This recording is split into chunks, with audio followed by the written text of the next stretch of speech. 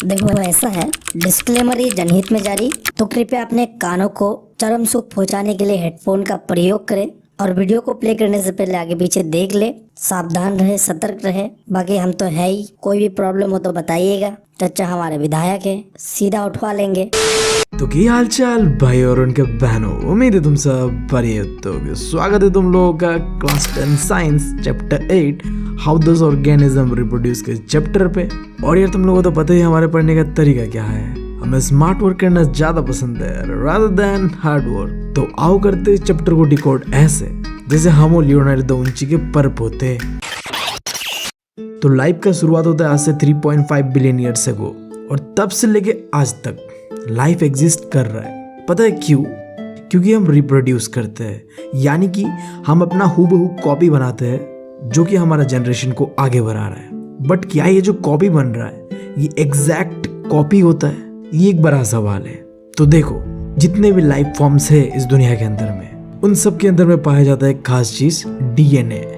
क्या बेबी वही डैडीज नाजायज औलाद?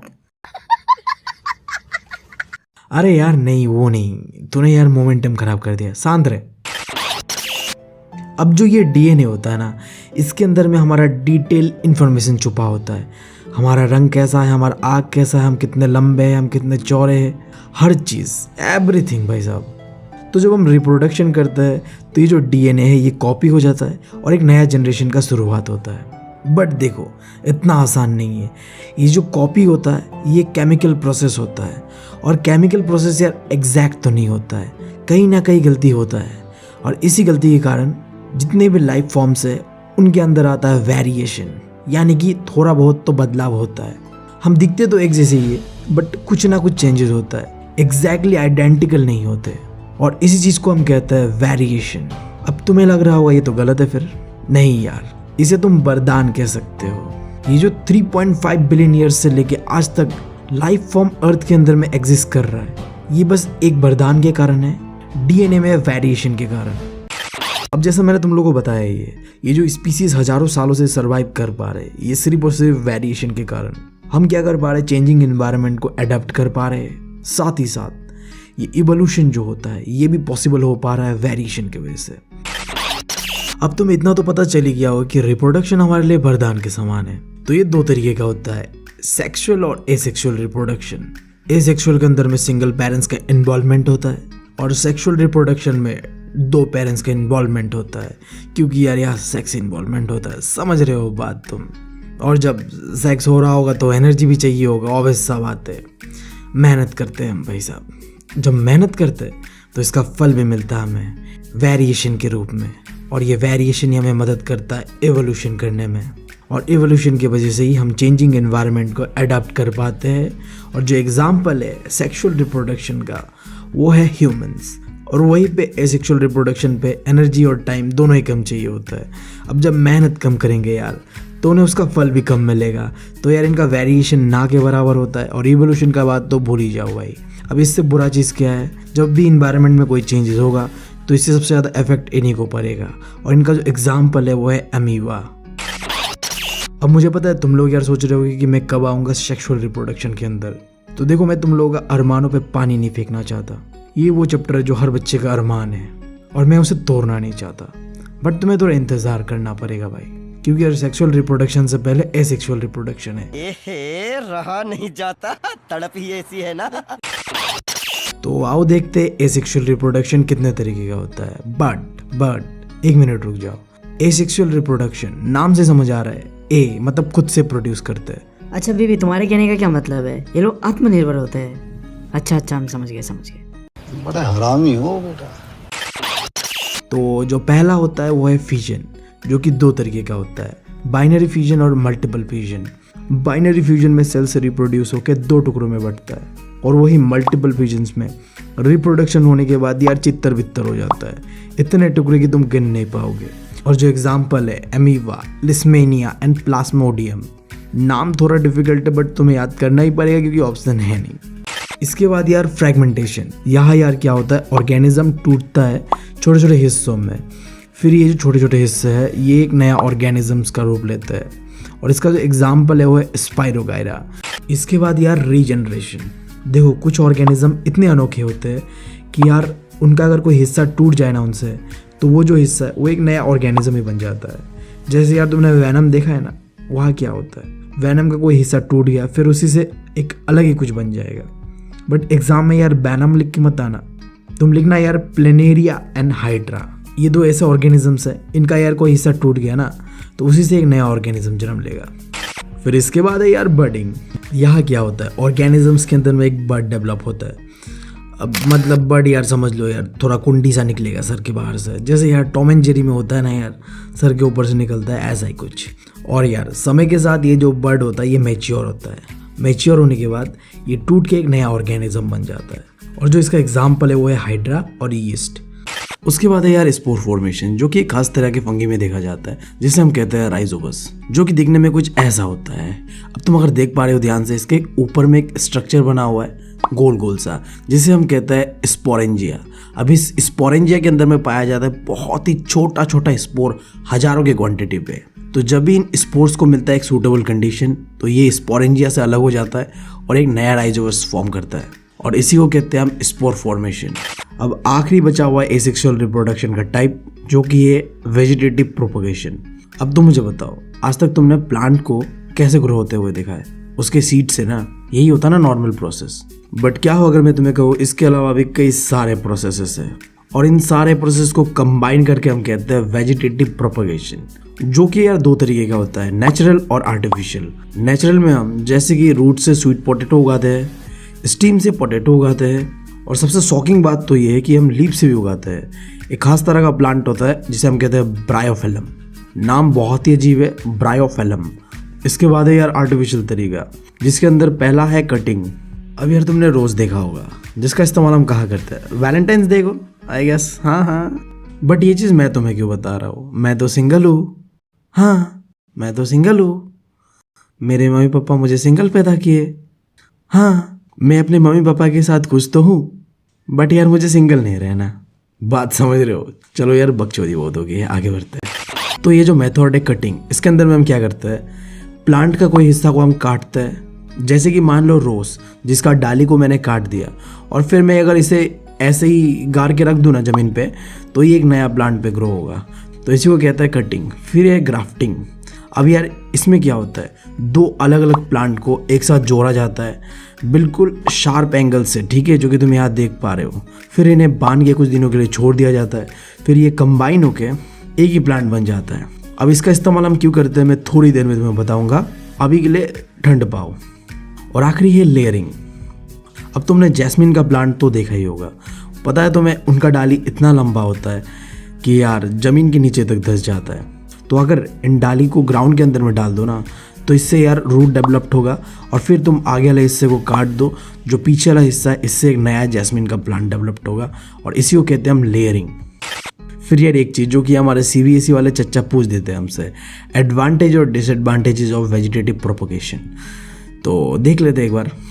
देखो, अगर तुम कोई प्लांट को ग्रो करने में वेजिटेटिव प्रोपगेशन का इस्तेमाल करते हो, तो उसका जो ग्रोथ रेट होगा ना, वो बहुत ही ज़्यादा होगा अगर तुम उसे कंपेयर करो एक नॉर्मल प्लांट से जो कि ग्रो हुआ है सीड से। उसके बाद दूसरा, मान लो कि कोई ऐसा प्लांट है जो यार एक समय में तो बहुत फल फूल देता था, बट अब वो कुछ नहीं दे पा रहा है, उसने अपना कैपेसिटी खो दिया है। तुम ऐसे प्लांट को भी वेजिटेटिव प्रोपगेशन का इस्तेमाल करके फिर से रिप्रोड्यूस करा सकते हो। अब इसका एग्जाम्पल पता है क्या है, ग्राफ्टिंग।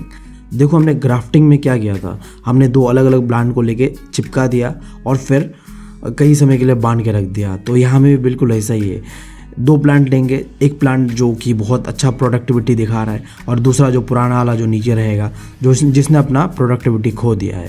इन दोनों को जोड़ देंगे और फिर यार ये फिर से रिप्रोड्यूस करने लगेगा। और आखिरी चीज़, डॉटर सेल जो होता है ना, वो जेनेटिकली सिमिलर होता है पेरेंट सेल के। इसका मतलब क्या है, देखो, एसेक्सुअल रिप्रोडक्शन में क्या होता है, मेल का कॉन्सेप्ट है ही नहीं, सिर्फ और सिर्फ फीमेल ही सब कुछ करता है। तो हमने यहाँ ना दो प्लांट रखा है, एक होगा पेरेंट और दूसरा जो उसका प्लांट ग्रो होगा नया से, उसे हम कहेंगे डॉटर। तो कहा गया, देखो, अगर हम कोई प्लांट को वेजिटेटिव प्रोपगेशन का इस्तेमाल करके एक नया प्लांट ग्रो करते हैं तो बिल्कुल ही सिमिलर होगा। अब इससे तुम्हें एक चीज़ याद आ रहा है, मैंने पहले ही बताया था, एसेक्सुअल प्लांट्स के अंदर में वेरिएशन ना के बराबर होता है। अब समझे मैंने क्यों बताया था। फिर यार देखो, अगर तुम्हें वेजिटेटिव प्रोपोगेशन का इस्तेमाल करना है कोई प्लांट के अंदर में, तो तुम्हें अच्छा खासा एक्सपर्ट इंसान चाहिए होगा। ऐसा कोई नल्ला आदमी जाके वो चीज़ नहीं कर सकता, पता है तुम्हें वो चीज़। और आखिरी चीज़ देखो, जो डिजीजेज होता है ना, बीमारियाँ, तो अगर वो इंसानों के साथ या कोई एनिमल के साथ होता है, तो हम यार सेक्सुअल रिप्रोडक्शन करते हैं, हमारे अंदर में लगातार वेरिएशन हो रहा है, तो हम उससे बच जाएंगे, उस बीमारी को अपने अंदर में अडॉप्ट कर लेंगे। बट इनके अंदर में तो वेरिएशन ना के बराबर होता है, तो इन्हें यार बहुत खतरा है इस चीज़ से, समझ जाओ। तो यही पे होता है हमारा एसेक्सुअल रिप्रोडक्शन खत्म। अरे बेबी 1 मिनट रुक जा, तूने इतने सारे चीज़ें बताया, लिटरली हम तो कंफ्यूज ही हो गए। एक बार यार रिकैप करते हैं, प्लीज़ प्लीज़ भाई, एक बार। चलो यार कर ही देता हूँ, तुम लोग भी क्या याद रखोगे, ठीक है। देखो यार, एसेक्सुअल रिप्रोडक्शन के अंदर में होता है 6 टाइप। पहला होता है फ्यूजन, जिसके अंदर में binary fusion and multiple fusion होता है। फिर होता है फ्रेगमेंटेशन, जहाँ एक प्लांट टूटता है कई हिस्सों में, फिर वही हिस्से एक नया प्लांट बनता है। फिर है रीजनरेशन, जहाँ यार प्लांट का कोई पार्ट से फिर एक नया प्लांट बनता है। फिर बडिंग, जहाँ बड डेवलप्ड होता है, पता है तुम्हें। फिर स्पोर फॉर्मेशन, जो कि राइजोबस के अंदर पे होता है। फिर आखिरी, जो कि मैंने अभी बताया, वेजिटेटिव प्रोपोगेशन। तो बस इतना ही था। तो अब बढ़ते हैं हम सेक्सुअल रिप्रोडक्शन के अंदर में। सालो देखो, टाइटल से ही चेहरे पे ना झलक रही है हरामीपना। चलो कोई नहीं, सब ऐसे ही है, हम भी ऐसे थे, बट क्या करें, हमारा तो अरमान टूट गया भाई साहब। मतलब भाई साहब, हमारे टाइम पे ना थी एक बायोलॉजी की मैम, वो भी नई नई टीचर बनी थी भाई साहब।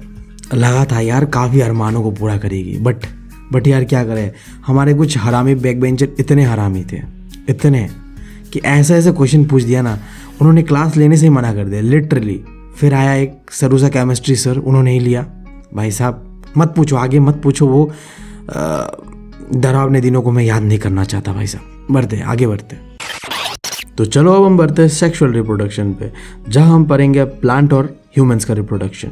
तो पहले शुरुआत करते हैं प्लांट से। अरे बीवी तूने फिर धोखा दे दिया ना, फिर अब ये प्लांट के बारे में पढ़ाएगा तू हमें। अरे साले के खोपड़ी फोर साले का। मतलब स्किप करो, वीडियो स्किप करो, नहीं देखना, हमें देखना ही नहीं तेरा वीडियो, जा, हम देखते नहीं। मतलब इतने देर से हमें चुतिया बनाया जा रहा है। प्रैंक हो गया आपके साथ। अरे यार ऐसा मत करो यार, थोड़ा यार सब्र रखो। अपने जितने भी अरमान है, ख्वाहिश है, उन्हें आखिरी पन्नों के लिए दबा के रखो यार, रहने दो, शांत रहो और आगे सुनो मेरी बातें। फिर भी तुम लोग इतना इंसिस्ट कर ही रहे हो, तो थोड़ा सा तुम लोग अरमान पूरा कर देता हो। सुनो, सेक्सुअल रिप्रोडक्शन में पता है सेक्स इन्वॉल्व होता है, पता है तुम्हें। अब जब सेक्स इन्वॉल्व होता है तो मेल और फीमेल दोनों ही चाहिए होगा। अब मेल और फीमेल के होने से सेक्स तो हो जाएगा भाई, बट क्या ये बच्चा पैदा कर लेंगे? कर तो लेंगे, बट उनके लिए एक खास चीज़ चाहिए होगा इनको। जैसे मेल के अंदर में स्पर्म और फीमेल के अंदर में एग कह लो या ओवम। बट अब देखो ये चीज़ के ऊपर ध्यान देना, क्योंकि हम प्लांट्स के बारे में भी पढ़ने वाले हैं और ह्यूमन को भी देखेंगे, तो इसलिए हम एक कॉमन टर्मोलॉजी का इस्तेमाल करेंगे। तुम यार जब भी ये स्पर्म और एग सुनोगे ना, इसे कॉमनली कहते हैं गैमेट। इसके अलावा भी इनका कई नाम है, जैसे कि यार sex cell, germ cell, reproductive cell. But जो मुझे बहुत ही खास पसंद है, गैमेट। तो मैं हर जगह इसे गैमेट ही कहूँगा, तो कंफ्यूज मत होना। अब पता है मैंने गैमेट ही क्यों कहा, क्योंकि यार जी से मेरा क्रश का नाम समझ गया तुम सब। बस यहाँ में यही बात है, और कोई लॉजिक मत लगाना। कोई हर चीज़ के लिए साइंटिफिक लॉजिक होना ज़रूरी नहीं होता भाई, हमारा इमोशन भी काम आता है कहीं नहीं। तो चलो आओ यार नज़र मार देते हैं सेक्सुअल रिप्रोडक्शन इन प्लांट के ऊपर। तो देखो हमारा पढ़ने का तरीका ऐसा रहेगा, पहले हम डायग्राम को समझेंगे, फिर हम ये रिप्रोडक्शन होता कैसे है उसे देखेंगे। दोनों ही प्लांट और एनिमल में हमारा कॉन्सेप्ट ऐसे क्लियर होगा, ठीक है। जितने भी प्लांट है उनका जो रिप्रोडक्शन होता है वो होता है फ्लावर के ऊपर। तो हमें समझना है डायग्राम फ्लावर का। देखो कोई भी फ्लावर के ऊपर 2 पार्ट होता है, एक होता है मेल पार्ट, एक होता है फीमेल पार्ट। जो मेल पार्ट होता है उसे हम कहते हैं स्टेमन, और जो फीमेल पार्ट होता है उसे हम कहते हैं पिस्टल। और मुझे पता है तुम लोगों के दिमाग में ये बात आ रहा है, सालों ने नाम गलत रख दिया, बट यार कोई नहीं, अब क्या कर सकते हो। तो ये जो स्टेमन है, जो कि मेल पार्ट है, ये भी 2 हिस्सों में बटा हुआ है। पहला है एंथर, दूसरा है फिलामेंट। फिर इन दोनों में से भी जो सबसे इंपॉर्टेंट पार्ट होता है वो होता है एंथर, जिसके अंदर पाया जाता है पोलन ग्रेन। अब ये क्या है? सेक्स सेल है, गैमेट है, जो कि बच्चा पैदा करने में मदद करता है, पता है तुम्हें। फिर बात करते हैं पिस्टल। पिस्टल 3 हिस्सों में बटा हुआ है। पहला है स्टिग्मा, दूसरा है स्टाइल, और आखिरी है ओवेरी, जिसके अंदर में है अंडा यानी कि जर्म सेल। तो समझ गए, जो मेल का जर्म सेल है उसे हम कहते हैं पोलन ग्रेन, और जो फीमेल का है उसे हम कहते हैं एग, और इन दोनों को कॉमनली कहते हैं हम जर्म सेल। इतना समझने के बाद देखो फ्लावर का टाइप समझ लो, तो समझने में तुम्हें आसानी होगा कि किस तरीके से रिप्रोडक्शन होता है। फ्लावर यार दो तरीके का होता है, एक होता है यूनिसेक्सुअल फ्लावर और दूसरा होता है बाइसेक्सुअल फ्लावर। जो यूनिसेक्सुअल फ्लावर होता है इसके अंदर में तुम्हें मेल या फीमेल में से कोई एक ही मिलेगा, जबकि बाइसेक्सुअल में मेल और फीमेल दोनों ही मिलेगा। मतलब यार ये बाइसेक्सुअल वाले तो यार आत्मनिर्भर है, क्या ही बताए। चलो यार यूनिसेक्सुअल वाले तुम लोगों के लिए काम कर देता है। देखो हम जो ह्यूमन है ना वो भी यूनिसेक्सुअल वाले कैटेगरी में आते हैं। तो इसके बाद आप समझ लेते हैं कि किस तरीके से होता है रिप्रोडक्शन इनके अंदर में। जो पहला स्टेप है वो है पॉलिनेशन। यहाँ क्या होता है, जो मेल का गैमेट होता है पोलिन ग्रेन्स, ये यार उड़ते हुए जाता है फीमेल के पार्ट पे एंथर से लेके स्टिग्मा में। अब ये जो उड़ के जाने का प्रोसेस जो होता है ना ये भी दो तरीके का होता है, एक होता है सेल्फ पॉलिनेशन, दूसरा होता है क्रॉस पॉलिनेशन। सेल्फ पॉलिनेशन कब होता है, जब यार एक ही फूल के अंदर में तुम्हें मेल और फीमेल दोनों देखने मिलेगा। फिर अगर ऐसा प्लांट जिसके अंदर में एक ही पार्ट पाया जाता है मेल और फीमेल का, ये लोग करते हैं क्रॉस पॉलिनेशन। अब यार ये पॉलिनेशन का जिम्मेदारी किसने लेके रखा हुआ है, तुम्हें पता है प्लांट यार मूव तो कर नहीं सकते, तो ये पॉलन ग्रेन्स को एक जगह से दूसरा जगह पहुंचाता है विंड, वाटर और एनिमल्स, ठीक है। फिर यार होता है सेकंड स्टेप जो कि है फर्टिलाइजेशन। यहाँ क्या होता है, मेल और फीमेल गेमेट मिलेगा और बनाएगा एक जाइगोट। देखो कैसे, जो ये पॉलन ग्रेन है यहाँ से एक लंबा सा पाइप निकलेगा और ये जगह कनेक्ट होगा ओवेरी तक। फिर इसी पाइप से जो पोलन ग्रेन है वो सीधा जाएगा ओवेरी तक और बनाएगा जाइगोट। तो ये है सेकंड स्टेप। फिर यार आखिरी स्टेप, अब ये जो जाइगोट है ये एम्ब्रियो में कन्वर्ट होगा। अब तुम लोगों को इतना तो पता होगा कि रिप्रोडक्शन होने के लिए बस एक ही स्पर्म चाहिए होता है, तो यहाँ में भी सेम कॉन्सेप्ट है, एक ही पोलन ग्रेन का ज़रूरत पड़ता है हमें।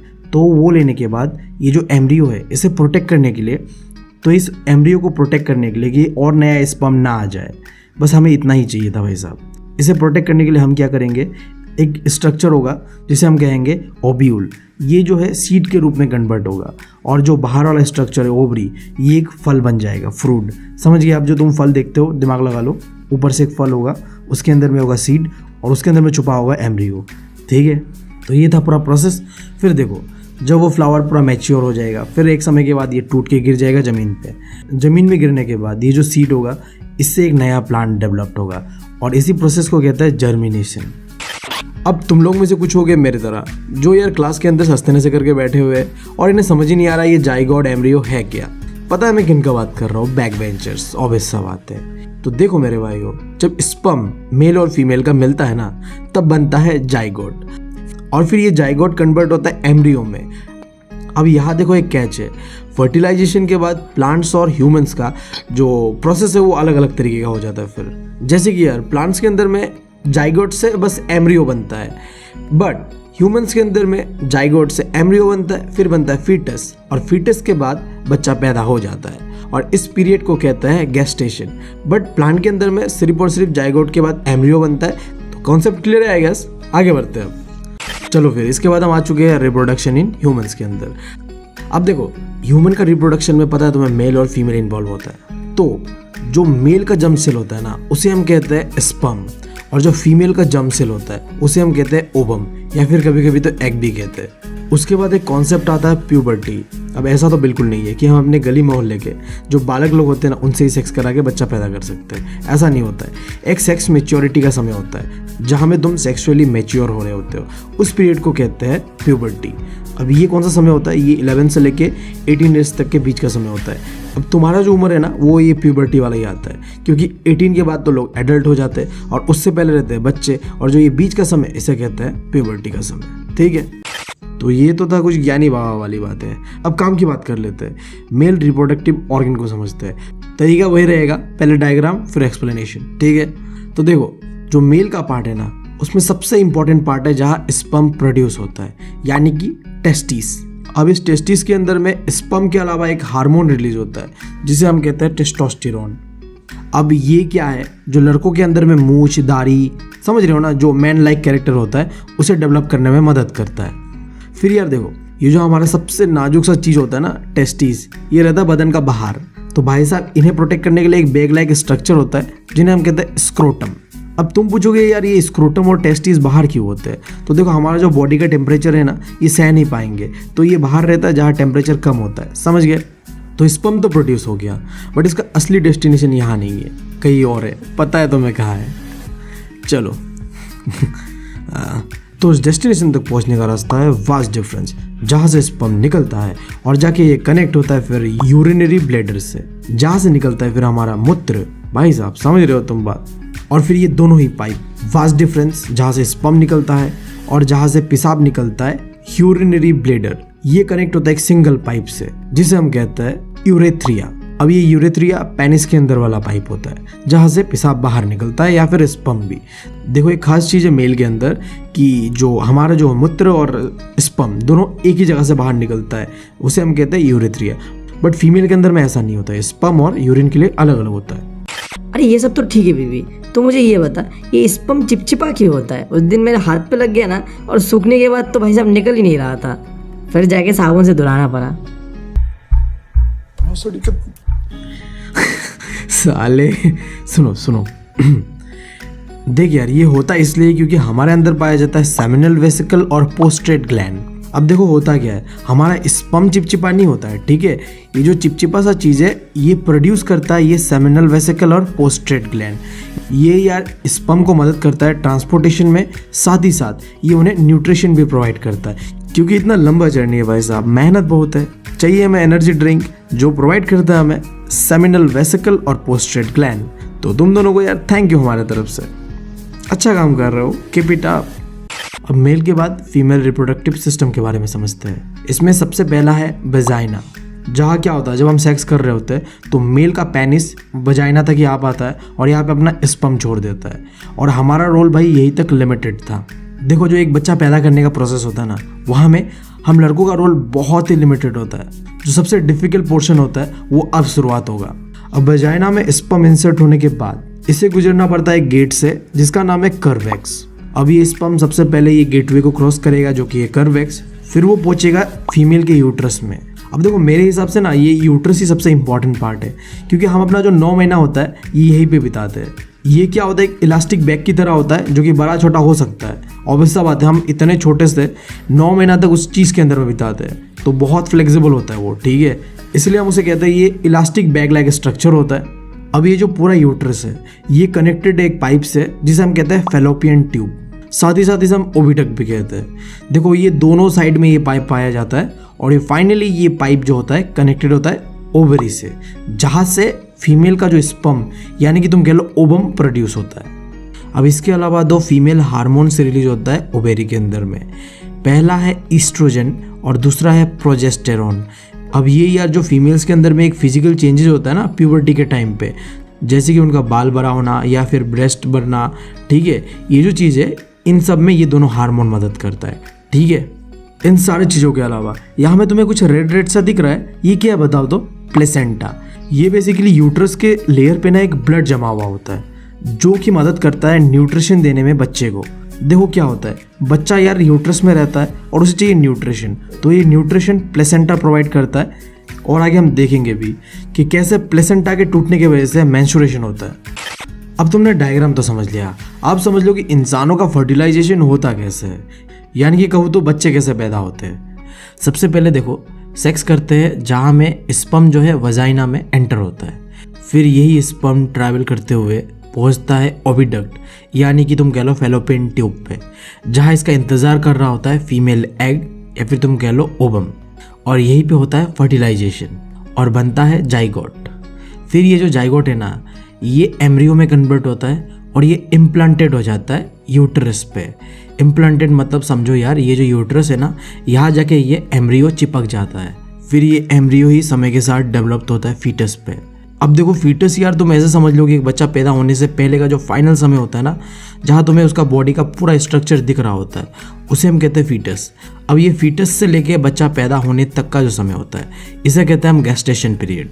अब यार और एक चीज़ तुम्हें पता है, ये एम्ब्रियो रहता है 9 मंथ इस यूट्रस के अंदर, तो इन्हें जो न्यूट्रिशन चाहिए होता है वो प्रोवाइड करता है प्लेसेंटा, जहाँ में क्या होता है मदर का ब्लड पाया जाता है, और इसी ब्लड से जो भी न्यूट्रिशन बच्चा को चाहिए होगा, चाहे वो ऑक्सीजन हो चाहे वो एनर्जी हो, वो सारा चीज़ प्रोवाइड करता है ये प्लेसेंटा। अभी ये तो था फर्टिलाइजेशन का बात, बट अगर क्या हो फर्टिलाइजेशन हो ही ना, यानी कि इन नॉर्मल हम हर दिन थोड़ी सेक्स करते हैं, बट देखो जो तुम्हारा फीमेल का जो स्पर्म होता है ना, यानी कि कह लो एग जो होता है, वो हर महीना बनता है। हर महीना वो तैयार रहता है कि आओ भाई हमसे मिलो और फर्टिलाइजेशन करो और बच्चा पैदा करते मिलके। बट हर दिन तो सेक्स होता नहीं है। तो जब नहीं होता है तो क्या होता है? तो होता है मेंस्ट्रुएशन। देखो बेसिकली होता ये है कि जो यूटरस के साइड में एक लेयर होता है ना ब्लड का, इसके अंदर हर महीना ही ब्लड जमा करता है, जिसे हम कहते हैं प्लेसेंटा। यहाँ यार हर महीना ब्लड जमा होता है और ये किस में मदद करता है पता है तुम्हें? बच्चे को न्यूट्रिशन देने पे। बट जब फर्टिलाइजेशन हुआ ही नहीं है, सेक्स हुआ ही नहीं है, तो ये तो यूजलेस हो गया, इसका कोई काम हुआ नहीं। बट यहाँ तो ब्लड जमा हुआ है ना, तो इस ब्लड का करेंगे क्या यार? तो ये फट के धुल के चला जाता है। तो इसी चीज़ को हम कहते हैं मेंस्ट्रुएशन। अब देखो हमने सब चीज़ तो पढ़ लिया, कैसे रिप्रोडक्शन होता है, क्या प्रोसेसेस है और क्या क्या पार्ट्स होता है। बट देखो जब भी हम सेक्स करते हैं ना, ये जो रिप्रोडक्शन का प्रोसेस है, यहाँ में क्या होता है, दो बॉडीज़ बहुत ही इंटरकनेक्टेड हो जाता है। तो इससे खतरा क्या होता है? बीमारियों का खतरा होता है। तो यहीं पे एक कॉन्सेप्ट आता है सेक्सुअली ट्रांसमिटेड डिजीजेस, यानी कि जब हम सेक्स कर रहे होते हैं ना, तो बहुत चांसेस होते हैं कि हम पे बीमारी भी फैल जाए, जो कि दो तरीके का होता है। एक होता है बैक्टीरियल इन्फेक्शन, जो कि बैक्टीरिया के कारण होता है। अब इनका नाम थोड़ा अजीब है, गोनोरिया एंड सिफिलिस। बट यार तुम्हें याद कर लेना है इसे, क्योंकि यार पूछता है ये कि बैक्टीरिया के कारण क्या बीमारी होता है और वायरसेस के कारण क्या बीमारी होता है। अब जैसे हमने बैक्टीरिया का तो बात कर लिया, अब वायरसेस का बात करते हैं। जो वायरल इन्फेक्शन होता है ना, वो बेसिकली फैलता है वायरसेस के कारण। जैसे कि यार वॉट एंड HIV एड्स, ये दो ऐसे बीमारियां हैं जो कि फैलता है वायरसेस के कारण।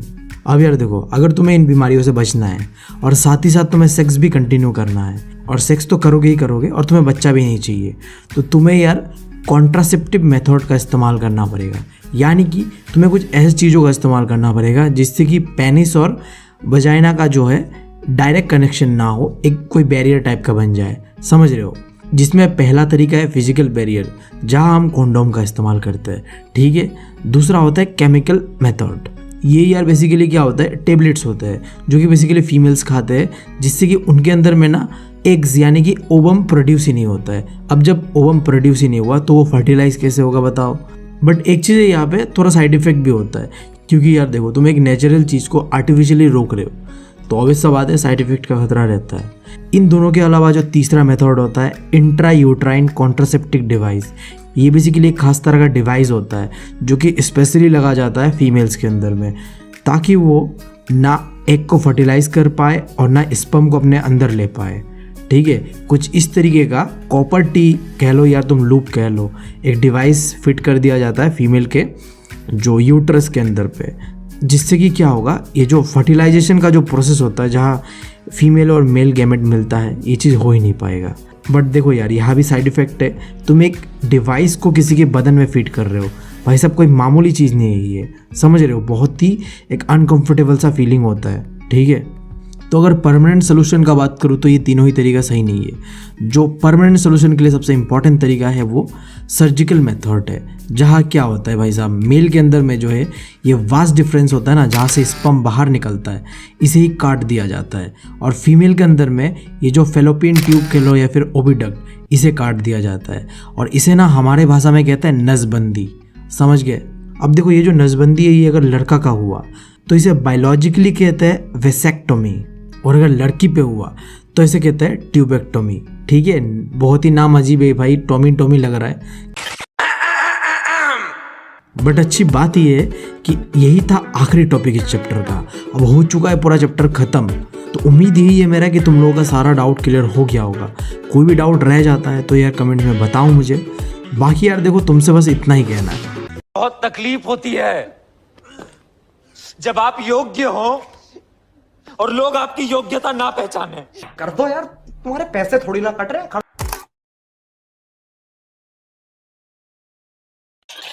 अच्छा, क्या तुमने कभी सोचा है कि तुम अपने बाप जैसे क्यों हो, और तुम्हारा बाप उसके बाप जैसे क्यों था, और उसका बाप भी उसके बाप जैसे ही रहा होगा? ऐसा क्यों यार? ऐसा इसलिए क्योंकि कुछ कॉमन चीज़ें हैं तुम्हारे बीच, तुम्हारे पप्पा के बीच, और उसके पप्पा के बीच, और उसके पप्पा के बीच। तुम जनरेशन टू जनरेशन कुछ कॉमन चीज़ें शेयर करते आ रहे हो, पास ऑन करते आ रहे हो, और यही चीज़ को कहते हैं हम हेरिडिटरी। बट देखो, हम पढ़ रहे हैं बायोलॉजी, स्पेशली ये चैप्टर जो है वो डील कर रहा है जेनेटिक्स को लेके। तो यहाँ में हम कैरेक्टरिस्टिक जैसे चीप वर्ड इस्तेमाल करेंगे ना तो बेइज्जती हो जाएगा। तो हम कैरेक्टरिस्टिक्स नहीं कहेंगे, हम कहेंगे ट्रेड्स। ट्रेड्स सेम ही चीज़ होता है, जो तुम्हारे अंदर में कॉमन कैरेक्टरिस्टिक्स होता है उसी को हम कहते हैं ट्रेड।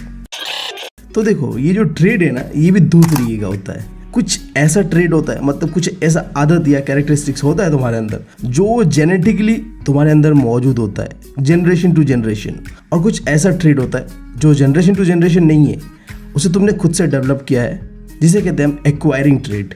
तो देखो, किसी इंसान का काबिलियत अगर नापना है ना तुम्हें, तो देखो कि उसके अंदर में एक्वायरिंग ट्रेड कितने हैं, ना कि इनहेरिट। क्योंकि बाप दादा से तो सबको मिलते हैं भाई, जो अपने दम पे काबिल बनता है ना वही तो होता है असली इंसान। क्यों, गलत कह रहा हूँ क्या? अच्छा, तो मुझे ये बताओ कि तुम्हारे साथ कभी ऐसा हुआ है रंग के वजह से भेदभाव, डिस्क्रिमिनेशन? इंडिया में रहते हो, कभी ना कभी तो किसी ना किसी ने तो, कोई ना कोई आंटी ने तो एटलीस्ट किया ही होगा तुम्हारे साथ। एटलीस्ट मेरे साथ तो हुआ है। हाँ, ये आंटियाँ ना क्या करें इनका बताओ? कोई धांसू सा स्पेसिफिक इन्वेंट करेगा, सबको बैठाएंगे और मार्च पे भेज देंगे, तब तो लाइफ सेट है ना यार। खैर यार, देखो, हम यहाँ पे एक्वायरिंग ट्रेड का बात करने नहीं बैठे हुए। हमें इस चैप्टर में जानना है जो जेनेटिकली तुम्हारे अंदर में जो जनरेशन टू जनरेशन ट्रेड्स का पास ऑन हो रहा है ना, वो कैसे हो रहा है, वो क्यों हो रहा है। तो पहले जान लो कि ट्रेड आया कहाँ से। तो देखो, हम इंसानों के अंदर में, या फिर तुम कोई जानवर ले लो, प्लांट्स ले लो, हम सब के अंदर में सेल्स होता है, पता है तुम्हें। अब उस सेल्स के अंदर में होता है न्यूक्लियस, अब उस न्यूक्लियस के अंदर में होता है क्रोमोसोम्स, फिर उस क्रोमोसोम्स के अंदर में होता है डीएनए। अब ये डीएनए जो होता है ना, ये भी टूटा हुआ होता है अलग अलग जीन्स में। जैसे मैं बात कर रहा हूँ, मेरे पास एक डीएनए है। अब ये डीएनए जो है ना 3 जीन्स में टूटा हुआ है, जीन 1, जीन 2, जीन 3। अब ये तीनों जीन्स ना अलग अलग ट्रेट के बारे में बात कर रहा होगा, मतलब अलग अलग कैरेक्टरिस्टिक्स दिखाएगा। मान लो पहला जीन है जो हाइट के बारे में बात करेगा, और दूसरा जीन है जो मेरे बॉडी के कलर के बारे में बात करेगा, और तीसरा जीन मेरे हेयर का पैटर्न कैसा रहेगा उसके बारे में बात करेगा। तो अल्टीमेटली क्या होता है, ये जो जीन्स होता है ना, इसी के अंदर में छुपा होता है ट्रेड्स। चलो यार, तुम अब ये तो समझ गए ट्रेड होता क्या है। अब बात करते हैं कि trait generation to generation pass on कैसे करता है। मतलब मेरे पापा से मेरे अंदर कैसे आया, और उसके पापा से मेरे पापा के अंदर कैसे आया, और मेरे से मेरे बेटे के अंदर में कैसे जाए। क्या, मेरे से मेरे बेटे? इसका मतलब मेरा शादी भी होगा, मतलब मेरे बच्चे? क्या बात है, मतलब मुझे कोई मिलेगी? By God. नहीं, मतलब फ्यूचर तो अनप्रेडिक्टेबल है यार, हो भी सकता है, मतलब उम्मीद नहीं हारनी चाहिए। कोई तो मिलेगी, कभी तो मिलेगी, कहीं तो मिलेगी, और जब भी मिलेगी ना यार, पकड़ के रख लूँगा उसे, कहीं जाने नहीं दूंगा। हाँ, छोड़ो यार, हम क्या सवाल कर रहे थे? हाँ, कि जो ट्रेड होता है ना, वो कैसे जनरेशन टू जनरेशन पास करता है। इस सवाल का जवाब हमारे पास था नहीं, तो यहीं पे आते हैं ग्रेगोर मेंडल साहब। तो वो कहते हैं कि भाई साहब देखो, तुम्हारे पास जवाब नहीं है, हम किस लिए बैठे, चचा विधायक है हमारे, सब पता है हमें, हम तुम्हें बताएंगे। बट उसके लिए मुझे 2 एक्सपेरिमेंट करना पड़ेगा। 2 एक्सपेरिमेंट करूँगा और जो भी होगा सब बता दूंगा तुम्हें, ठीक है? तो उनका एक्सपेरिमेंट होने देते हैं, तब तक हम जानते हैं कि ये ग्रेगर मेंडल कौन था, इनका क्या कंट्रीब्यूशन था इनहेरिटेंस ऑफ ट्रेड को लेके। हाँ, थोड़ा देख लेते हैं यार बेसिक्स। तो देखो, ये मेंडल साहब को कहा जाता है कि ये है फादर ऑफ जेनेटिक्स। हाँ, ये जो जेनेटिक्स का स्टडी है ना, जो कि अभी हम पढ़ रहे हैं, उसका फादर कौन था? ये मेंडल साहब था, ठीक है? क्या यार चचा, तुम तो बाप निकले। मतलब हाँ, ठीक है। फिर इन्होंने किसके ऊपर काम किया है? इन्होंने इनहेरिटेंस ऑफ ट्रेड जो होता है कि कैसे एक जनरेशन से दूसरा जनरेशन कोई भी ट्रेड ट्रांसफ़र होगा ना, उसके ऊपर लॉज दिया। तो ये जो लॉज है उसने दिया एक्सपेरिमेंट करके। 2 एक्सपेरिमेंट किया था, और वो एक्सपेरिमेंट किया था किसके ऊपर पता है? पी। हाँ, अजीब सा प्लांट है, गेस करो क्या हो सकता है ये? अरे यार मटर, कुछ भी, ग्रीन मटर। पनीर के साथ क्या सही लगता है नहीं खाने पे? यार अब वीडियो बनाओ या पनीर खाने चलो यार। देखो यार, तुम मुझे प्रॉमिस करो, अगर एग्ज़ाम में अच्छे मार्क आए ना, तो तुम्हारी तरफ से मेरे लिए पनीर बिरयानी, ठीक है?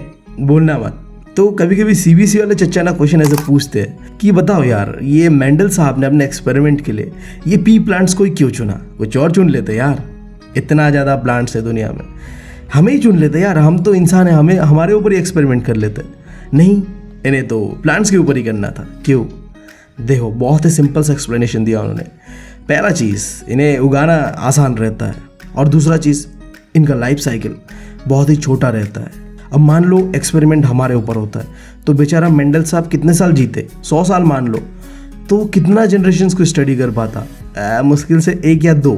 वहीं पे ये जो पी प्लांट्स है ना, इसका इन्होंने 3-4 जनरेशन को स्टडी किया, क्योंकि इनका लाइफ साइकिल छोटा था।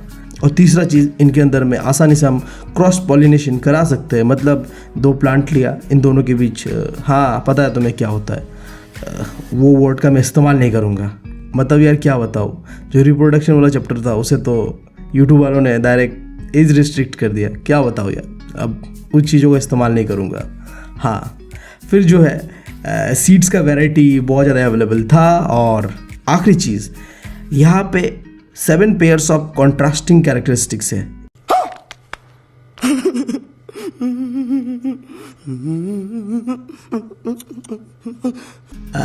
क्या कंफ्यूज?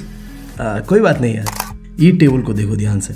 कॉन्ट्रास्ट का मतलब अलग अलग, डिफरेंट कैरेक्टरिस्टिक्स, ठीक है। यहाँ में कैरेक्टरिस्टिक्स दिया हुआ है पी प्लांट का, जैसे कि उसका हाइट कैसा रहेगा, सीड का कलर कैसा रहेगा, सीड का शेप कैसा रहेगा, फ्लावर का कलर कैसा रहेगा, फ्लावर का पोजीशन कैसा रहेगा, पी का कलर कैसा रहेगा, और पी का शेप कैसा रहेगा। अलग अलग कैरेक्टरिस्टिक्स है। अब देखो, ये जो अलग अलग कैरेक्टरिस्टिक्स है ना, ये भी अलग अलग तरीके का हो सकता है। जैसे कि मैं हाइट का बात कर रहा हूँ, तो हाइट ना पॉसिबिलिटी है कि जो भी पी प्लांट होगा वो लंबा भी हो सकता है, वो छोटा भी हो सकता है। तो देखो, इसी को कहता है कॉन्ट्रास्टिंग कैरेक्टरिस्टिक्स। मतलब तुम्हारे अंदर में एक कैरेक्टरिस्टिक्स है, मतलब एक ट्रेड है, वो ट्रेड 2 तरीके से हो सकता है। या तो तुम लंबे भी हो सकते हो, या तो तुम छोटे भी हो सकते हो। अब ये पूरी तरीके से डिपेंड करेगा कि तुम्हारे अंदर में कौन सा कैरेक्टर डोमिनेट कर रहा है। क्या ऐसे क्या देख रहे हो? डोमिनेट कैरेक्टर क्या होता है नहीं पता? देखो यार, तुम्हारे अंदर में 2 कैरेक्टर्स होता है, एक जो तुम्हारे पापा से मिला हुआ, एक जो तुम्हारे मम्मी से मिला हुआ। बट तुम्हारे अंदर में जो चीज़ दिख रहा है ना, सपोज मान लो तुम काले और तुम्हारा बाप भी काला है, तो वो कैरेक्टर डोमिनेट कर रहा है तुम्हें। बट तुम्हारा मम्मी ना सफ़ेद था, बट फिर भी तुम काले हो, तो इसका मतलब क्या है? जो वाइट कैरेक्टर है वो भी तुम्हारे अंदर में है, बट वो दिख नहीं रहा है, क्योंकि वो रिसेसिव वाला कैरेक्टर है। तो समझ में आया? 2 कैरेक्टर होता है हर किसी के अंदर में, एक डोमिनेट और एक रिसेसिव। जो दिखता है वो डोमिनेट होता है, और जो दिखता नहीं है बट है अंदर, वो है रिसेसिव। अरे बीबी, ये काले सफ़ेद वाला जो कहानी बता रहा है ना, तो ये अपना ही है ना तेरा? अरे नहीं यार, मैं अपना क्यों बताऊंगा तुम्हें, कुछ भी मतलब। अब देखो, इससे पहले कि हम बढ़े मेंडल साहब का एक्सपेरिमेंट को देखने, 3-4 चीज़ें हैं जो तुम्हें जान लेना बहुत ज़रूरी है। तुम नहीं तो एक्सपेरिमेंट के बारे में समझ ही नहीं पाओगे। आई नो तुम्हें पता होता होगा, क्योंकि एग्ज़ाम 2 दिन बाकी है, अब क्या ही मैं बता दूंगा। बट फिर भी जो बेसिक चीज़ है, जो तुम एक बार अगर समझ गए ना, तो एक्सपेरिमेंट तुम्हारे लिए पानी पानी होगा। तो देख लेते हैं। सबसे पहला चीज़ है अलील क्या है। जो जीन्स होता है ना, जीन्स के अंदर में जो कैरेक्टर्स होता है, जिसे हम ट्रेड कहते हैं, वही तो है अलील। देखो, सिंपल सा बात ये है कि तुम कुल मिला के कह सकते हो कि अलील, ट्रेड, कैरेक्टर्स, ये सेम चीज़ ही है। अच्छा चलो, मैं और सिंप्लीफाई तरीके से समझाता हूँ तुम्हें। देखो, तुम्हारे अंदर में 2 अलील्स है, एक पापा के साइड से, एक मम्मी के साइड से। मान लो तुम्हारा मम्मी शॉर्ट है और तुम्हारा पापा टॉल, तो ये पॉसिबिलिटी है कि तुम टॉल भी हो सकते हो और शॉर्ट भी हो सकते हो। ये डिपेंड करता है कि तुम्हारे अंदर में कौन सा कैरेक्टर डोमिनेट कर रहा है और कौन सा कैरेक्टर रिसेसिव है। समझ गए? अब देखो, फिर अलील भी ना 2 तरीके का होता है। एक होता है होमोजाइगस, जहाँ में क्या होता है, दोनों अलील सेम सेम होता है। और दूसरा होता है हेट्रोजाइगस, जहाँ में दोनों अलील अलग अलग होता है। जैसे कि यहाँ तुम देख पा रहे हो, या तो कैपिटल टी है या तो स्मॉल टी है। और वहीं पे हेट्रोजाइगस में दोनों अलग अलग है, स्मॉल और कैपिटल। अब मुझे पता है तुम यहाँ कन्फ्यूज हो गए, ये टी स्मॉल कैपिटल क्या है, ये बताना क्या चाहता है। इसके लिए तुम्हें और एक कॉन्सेप्ट समझना पड़ेगा, फिनोटाइप और जीनोटाइप।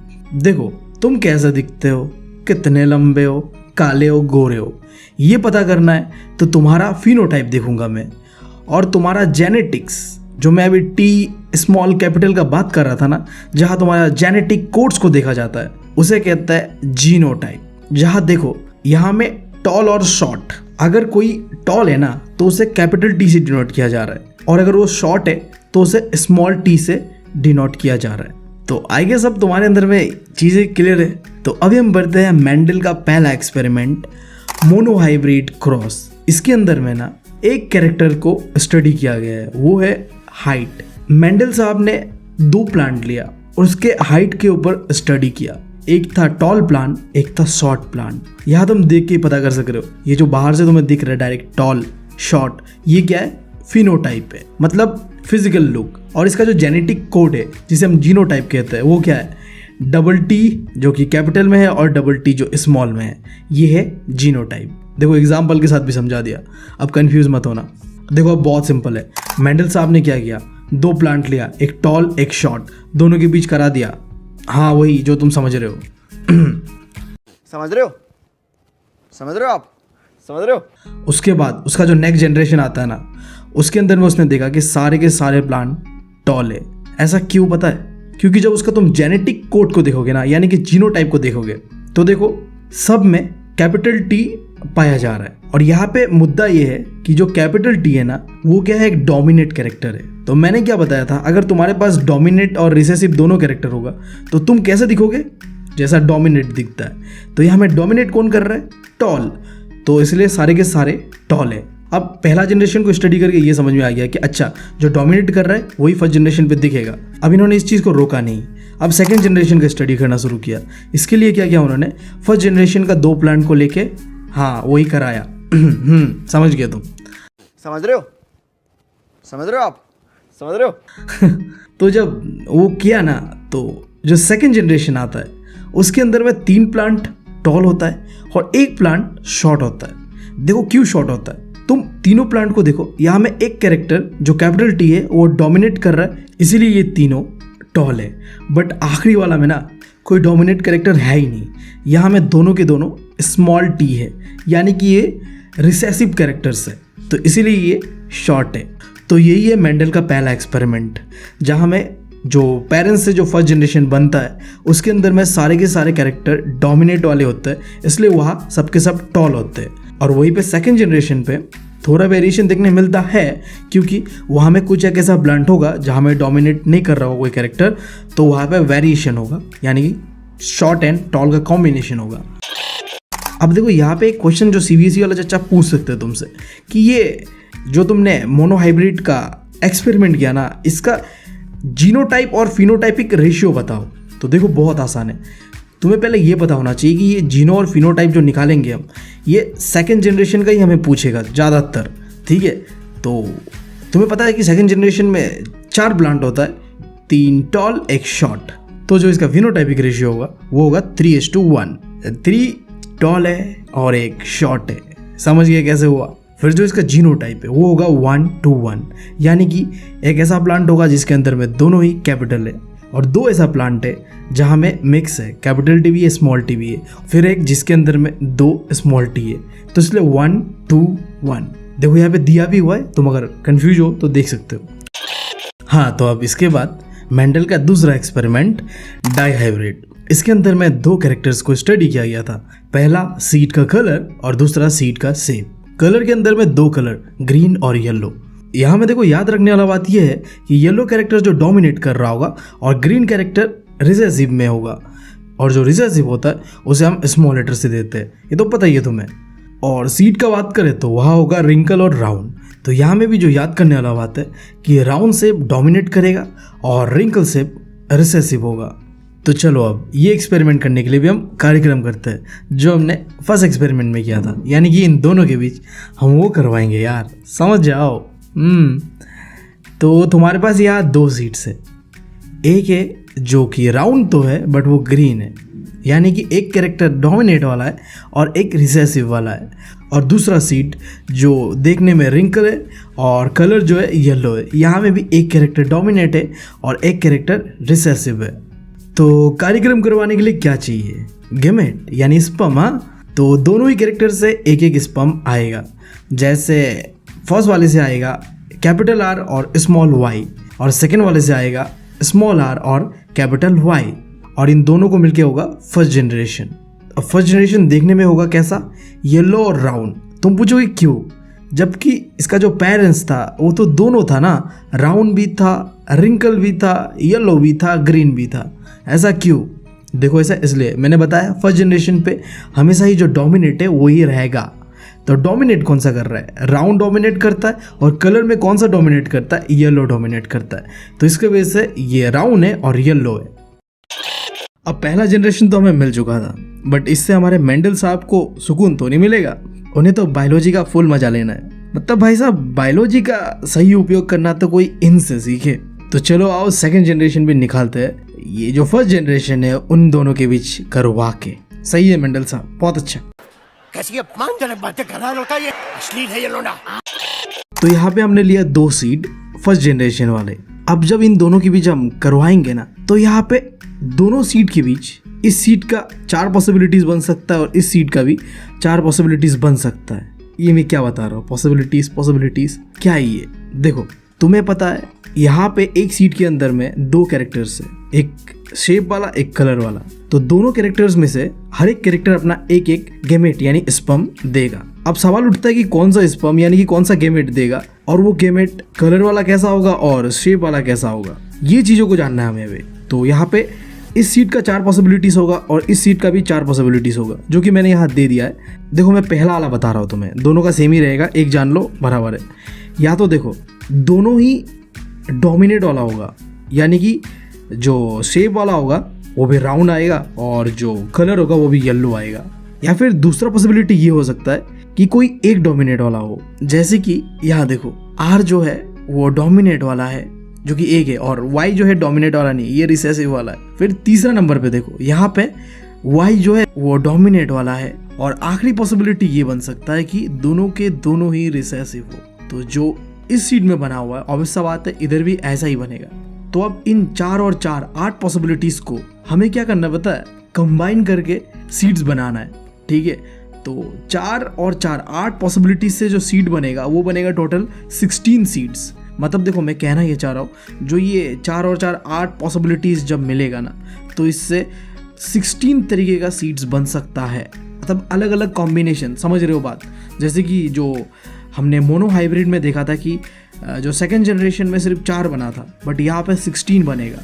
16 अलग अलग कलर शेप दिखेगा हमें। तो इसे दिखाने के लिए, क्योंकि इतना ज़्यादा है, सिंपली तो नहीं दिखा सकते जैसे हमने मोनो हाइब्रिड पे दिखाया था, तो यहाँ पे हम एक टेबल का इस्तेमाल करते हैं जिसे हम कहते हैं प्यूनिट स्क्वायर। तो यहाँ पे हम क्या करेंगे, जो फर्स्ट जनरेशन में 2 सीड्स का पॉसिबल कम्बिनेशंस था उन्हें लिख देंगे ऊपर पे। ये देखो ऊपर और ये नीचे बराबर। अब हम इन दोनों के बीच करवाएंगे वही जो हम अक्सर करवाते हैं और जिससे हमारे मेंडल चाचा को बहुत मज़ा भी आ रहा है। समझ रहे हो, समझ रहे हो आप, समझ रहे हो? और इससे कितना कम्बिनेशन बनेगा वो देखेंगे। तो 16 में से मैथ में ट्राई करूंगा कि 8 को समझा देने का, और बाकी 8 तुम खुद से समझोगे। तो पहला कॉम्बिनेशन लेते हैं। देखो ये भी डोमिनेट है और ये भी डोमिनेट है। जब 2 डोमिनेट मिलेगा तो बनेगा ऐसा। फिर दूसरा कॉम्बिनेशन, यहाँ तो दोनों ही डोमिनेट है बट यहाँ में कोई एक है, कौन सा है, आर, तो कुछ ऐसा बनेगा ये। फिर मान लो कि तीसरा, यहाँ तो वही रहेगा। अब इससे हम क्या करेंगे, इससे मिलाएंगे, यहाँ में वाई डोमिनेट कर रहे हैं तो वो ऐसा दिखेगा। अब मान लो कि एक डोमिनेट और एक रिसेसिव, तो वो ऐसा दिखेगा। ये हो गया 4 कॉम्बिनेशंस। अब आगे देखते हैं। अब मान लो कि इसमें क्या है, आर सिर्फ डोमिनेट कर रहा है, ठीक है। अब इसके साथ हम इसे करेंगे, यहाँ में तो दोनों ही डोमिनेट कर रहे हैं, तो यहाँ में ऐसा करेंगे तो वो कुछ ऐसा बनेगा। फिर इसी तरीके से हम जाते रहेंगे, जहाँ यहाँ तो तुम्हें पता है आर डोमिनेट कर रहा है और यहाँ भी आर डोमिनेट कर रहा है, तो यहाँ में ऐसा कुछ बनेगा। फिर वही चीज़, हाँ यहाँ तो आर ही डोमिनेट कर रहा है और यहाँ पे वाई डोमिनेट कर रहा है, तो यहाँ कुछ ये दिखने में सीट को ऐसा होगा अगर ये दोनों मिलते हैं। फिर ये है इसका, और फिर मान लेते हैं इसे, जहाँ में यहाँ तो आर डोमिनेट कर रहा है बट यहाँ क्या डोमिनेट कर रहा है, यहाँ कुछ नहीं कर रहा है। जब एक डोमिनेट कर रहा होगा और यहाँ एक भी डोमिनेट नहीं कर रहा होगा तो जैसे सीट बनेगा वो कुछ ऐसा बनेगा। तो ऐसे ही बाकी 8 को तुम खुद से करोगे और करने के बाद जो तुम्हें दिखेगा ना वो कुछ ऐसा होगा। अब हमने पूरा निकाल लिया है प्यूनिट स्क्वायर में जो भी कॉम्बिनेशन बन सकता था। अब देखना है कि सीट कैसा दिख रहा है। जैसे जो पहला सीट है ना वो येलो है और राउंड है, तो राउंड इसलिए क्योंकि दोनों डोमिनेट है, और येलो इसलिए क्योंकि वाई है जो कि डोमिनेट वाला ही है। ये तो देख लिया। अब देखो ये ग्रीन क्यों है बताओ? ये ग्रीन इसलिए, देखो यहाँ में राउंड का बात कर रहे थे तो राउंड तो है, बट यहाँ में ये स्मॉल वाई है, दोनों के दोनों ही स्मॉल वाई है। और मैंने क्या बताया था, अगर कोई एक डोमिनेट कर रहा होगा तब वो डोमिनेट वाला दिखेगा, बट अगर दोनों के दोनों रिसेसिव होगा तो वो रिसेसिव ही दिखेगा। तो तुम्हें पता है स्मॉल वाई क्या को रिप्रेजेंट करता है? ग्रीन को। तो ये ग्रीन दिख रहा है इसलिए, और जो कैपिटल आर है वो तो डोमिनेट कैरेक्टर है, तो ये राउंड है इसीलिए। फिर देखो ये येलो है, बट ये कैसा है, देखो रिंकल शेप का है। येलो है मतलब ये डोमिनेट है, बट यहाँ देखो स्मॉल आर है इसीलिए वो रिंकल है, जो कि रिप्रेजेंट करता है रिसेसिव कैरेक्टर को। तो तुम्हें पता है रिसेसिव कैरेक्टर कौन सा वाला था? रिंकल वाला। तो देखो इसे अगर समझना है ना तो तुम्हें ये चीज़ जो है इसे याद कर लेना पड़ेगा। इसे याद कर लोगे ख़त्म कहानी, ठीक है? कि आर क्या को रिप्रेजेंट करता है? राउंड को। स्मॉल आर क्या को रिप्रेजेंट करता है? रिंकल। कैपिटल वाई क्या को रिप्रेजेंट करता है? येलो। स्मॉल वाई क्या को रिप्रेजेंट करता है? ग्रीन। उसे देखोगे और इस टेबल को देखोगे तो तुम समझ जाओगे। अब एक आखिरी चीज जो कि डाईहाइब्रिड क्रॉस के अंदर में तुम्हें जानना है, फिनोटाइपिक और जीनोटाइपिक रेशियो पढ़ा था ना हमने मोनोहाइब्रिड पे। अब यहाँ में भी हमें वही चीज़ जानना है, बट एक चीज़ हमें यहाँ पे जीनोटाइपिक रेशियो नहीं जानना है, हमें सिर्फ और सिर्फ जानना है फिनोटाइपिक रेशियो। फिनोटाइपिक मैंने बताया तो मैं लुक देखने में कैसा है, हमें यहाँ देखना है कि सीट का कलर कैसा है, येलो या ग्रीन, सीट का शेप कैसा है, राउंड या रिंकल। तो हमने जो 16 सीट्स का पॉसिबिलिटीज़ देखा था प्यूनिट स्क्वायर में, उन सब में से ना 9 ऐसा सीट्स है जो कैसा है, राउंड है और येलो है, और 3 ऐसा सीट्स है जो कैसा है, रिंकल और येलो है, और 3 ऐसा है जो राउंड और ग्रीन है, और आखिरी एक लौता ऐसा है जो रिंकल है और ग्रीन है। तो कुल मिला के बात यह है कि जो फिनोटाइपिक रेशियो है ना डाईहाइब्रिड का, वो कैसा है, 9:3:1 का रेशियो पे है। याद रहेगा ये चीज़। ये चार्ट को एक बार देख लेना और प्रैक्टिस करना, लिख के प्रैक्टिस करना, याद रह जाएगा। अब हम लॉ को देखते हैं जो इससे बन रहा है। यहाँ हम वापस आएंगे फिर से तुम्हें और थोड़ा समझाने के लिए, बट हाँ लॉ के ऊपर देखते हैं। तो ये दोनों एक्सपेरिमेंट्स है, हमारे मेंडल साहब को 3 लॉस मिलता है, जिसे तुम कह सकते हो 3 प्रिंसिपल्स ऑफ मेंडल। पहला प्रिंसिपल है लॉ ऑफ डोमिनेंस, जो कि मैं तब से बता रहा हूँ तुम्हें। जब हम दोनों प्योर ब्रीड्स को करवाएंगे ना, तो उससे जो पहला जनरेशन निकलेगा उसके अंदर में जो कैरेक्टर डोमिनेट कर रहा है वही पूरे जनरेशन के अंदर में देखने मिलेगा। जैसे कि यहाँ में हम हाइट का बात कर रहे हैं, तो हाइट में जो टॉल वाला है वो कैपिटल टी से डिनोट कर रहा है, और यही है डोमिनेंट कैरेक्टर। तो जो फर्स्ट जनरेशन होगा उसमें सबके सब टॉल होगा, क्योंकि यहाँ में भी कैपिटल टी सब में है, जिससे कि ये टॉल दिख रहा है क्योंकि ये डोमिनेंट कैरेक्टर है।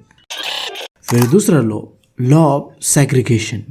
अब इसे समझने के लिए ये समझो कि तुम्हारे पास 2 एलील्स होता है, एक फादर का एक मदर का, और तुम्हारे फादर के पास भी 2 है और मदर के पास भी 2 है, बट वो 2 के 2 एलील तुम्हें नहीं देता है। फादर की तरफ से 1 आएगा, मदर की तरफ से 1 आएगा, जिससे कि तुम्हारा 2 हो जाएगा। अब देखो यार, मान लो कि फादर भी 2 दे दे और मदर भी 2 दे दे, फिर तो तुम्हारा 4 हो जाएगा ना। 4 तो पॉसिबल ही नहीं है। तो लॉ ऑफ सेग्रीगेशन ये कहता है कि जब 2 एलील होगा और आगे जो ट्रांसफ़र कर रहा होगा ना, तो वो 2 नहीं करेगा, बस 1 ही करेगा। फादर की तरफ से 1, मदर की तरफ से 1। जैसे हमने यहाँ पे देखा है, एक टॉल ट्री है, एक शॉर्ट ट्री है। तो जो तुम बने हो ना, मान लो तुम एक ट्री हो, तो तुम्हें इधर से आएगा टॉल और इधर से आएगा एक शॉर्ट। देख रहे हो, एक शॉर्ट एक टॉल, और इसका कम्बिनेशन होगे तुम, जहाँ में तुम्हारे पास टॉल और शॉर्ट दोनों होगा, बट क्योंकि यहाँ में टॉल डोमिनेट है तो तुम कैसा दिखोगे, डोमिनेट वाला। अब फिर जो आखिरी लॉ है, लॉ ऑफ इंडिपेंडेंट असॉर्टमेंट। अब देखो ये लॉ कहाँ से मिला मेंडल साहब को पता है? जो हमने दूसरा एक्सपेरिमेंट किया था ना डाईहाइब्रिड, वहाँ से। अब ये लॉ क्या कहता है, देखो कोई भी जो अलील होगा ना, कोई एक जीन का, वो दूसरे अलील के जीन्स को इन्फ्लुएंस नहीं करेगा। देखो ये कहना ये चाह रहा है कि देखो ये एक सीड है और ये भी एक सीड है, इन दोनों सीड्स में 2 कैरेक्टर्स है, राइट? एक तो ये राउंड वाला कैरेक्टर और एक कलर वाला कैरेक्टर। तो जो राउंड वाला कैरेक्टर है वो कलर वाले कैरेक्टर को इन्फ्लुएंस नहीं करेगा। दोनों अपना अपना अलग अलग रोल निभाएंगे, दोनों एक दूसरे से इंडिपेंडेंट है, यानी कि इन्फ्लुएंस नहीं करेगा। देखो इन दोनों ने जब करवाया अपना, तो देखो यहाँ में कैसा बना, राउंड बना और येलो बना। क्यों? क्योंकि यहाँ में राउंड कैरेक्टर में डोमिनेट है तो डोमिनेट वाला ही आएगा, और यहाँ में कलर में भी येलो डोमिनेट कर रहा है, तो वो जो जनरेशन 2 बनेगा वो कैसा बनेगा, जहाँ डोमिनेट वाला होगा। Law of independent assortment simple सा ये कहना चाह रहा है, राउंड रिप्रेजेंट करेगा अपना रोल और कलर रिप्रेजेंट करेगा अपना रोल। ये दोनों अलील्स एक दूसरे के काम पे दखलंदाजी बिल्कुल नहीं करेगा, क्योंकि दोनों कैरेक्टर्स का अपना अपना अलग अलग रोल्स है। ये हमें सीखने मिलता है डाई हाइब्रिड क्रॉस से। अब इस चैप्टर का जो आखिरी टॉपिक है वो है डिटर्मिनेशन इन ह्यूमंस। यहाँ में क्या चीज़ का डिटर्मिनेशन की बात कर रहे हैं हम, तुम्हें पता है? हाँ, समझ रहे हो? समझ रहे हो आप? समझ रहे हो? ये टॉपिक में सिंपल सा ये कहना है, देखो डिटरमाइन करना है कि एक ह्यूमन जो बनेगा ना वो मेल बनेगा या फीमेल बनेगा। ये तुम कैसे पता करोगे? सिंपल सा ये चीज़ है यहाँ बताने लायक, ठीक है। तो देखो इस चीज़ को पता करने के लिए तुम्हें ये जानना पड़ेगा कि ह्यूमंस के अंदर में क्रोमोसोम्स कितने होते हैं। 23। अभी 23 में से ना 22 बेकार है, इससे हम नहीं पता कर सकते कि लड़का होगा या लड़की होगा। जो आखिरी है एक लौता, उसी से हम पता कर सकते हैं कि यहाँ लड़का होगा या लड़की होगा। देखो लड़कों के अंदर में क्या होता है, XY दोनों क्रोमोसोम्स होता है, जबकि लड़कियों के अंदर में XX 2 क्रोमोसोम्स होता है। तो ये चार्ट को देखो तुम, ये मेल है ये फीमेल है। मेल के अंदर में मैंने बताया तुम्हें XY होता है और फीमेल के अंदर में XX होता है। तो तुम्हें लॉ ऑफ सेग्रीगेशन पता है, लॉ ऑफ सेग्रीगेशन के हिसाब से इन दोनों में से कोई एक ही आएगा, तो फीमेल से आएगा क्या X। अब लड़का होगा या लड़की होगा ये डिपेंड करेगा हमसे, यानी कि लड़कों से, क्योंकि हमारे पास X भी है और Y भी है। तो अगर मान लो मैंने दिया Y, तो अगर Y दिया ना मैंने तो वो लड़का पैदा होगा, और वहीं पे अगर मैंने X दिया तो वो लड़की पैदा होगा।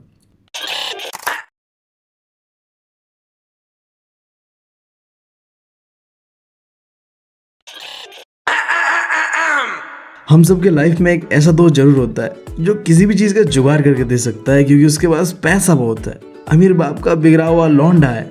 वैसे मेरे पास ऐसा कोई दोस्त है तो नहीं, बट तुम लोग लकी हो, क्योंकि पूरे साइंस के अंदर में इकलौता चैप्टर जो कि तुम्हें बिना पढ़े ही अच्छा खासा मार्क्स दे सकता है, वो है ये चैप्टर आवर एनवायरनमेंट। तो यार बिना किसी देरी के बहती गंगा में हाथ धो दो यार। तो क्या समझे यार इस चैप्टर में सबसे पहले एनवायरनमेंट क्या है? हाँ चलो, एनवायरनमेंट क्या है यार, जो भी हमारे आसपास है वही तो है एनवायरनमेंट।